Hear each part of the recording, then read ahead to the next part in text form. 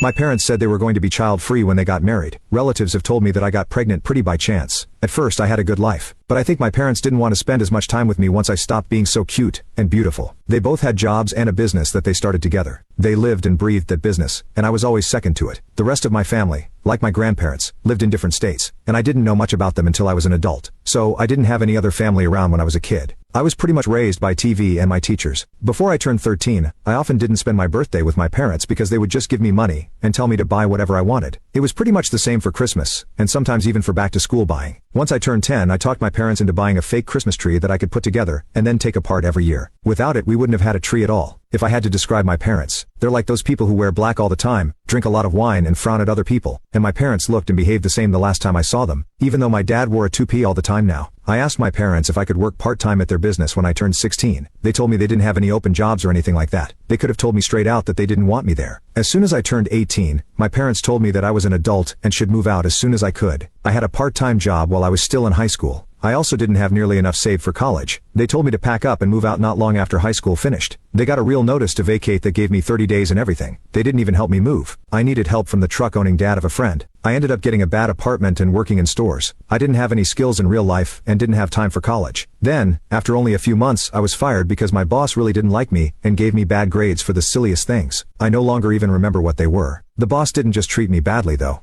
A few other people and I called company to talk about it. The boss was soon fired for a number of different reasons after being looked into by corporate. I don't know many of them because it was mostly kept quiet. But someone told me that stealing cigarettes was a part of it. The boss also smoked a lot. Corporate wouldn't hire me again, but they would change the record to say I was laid off instead of fired so my resume would still look good. I guess they thought I was broken or something. For some reason, I quickly lost all of my money because I was bad at handling it and couldn't find steady work. I lost my place. When I went back to my parents to ask for help, they wouldn't take me in, not even for a short time to get back up. I lost my job and had to sleep in a tent in someone's backyard during the winter. All of my friends had gone to college, some in different states. I, on the other hand, was broke and doing any job I could find to make ends meet.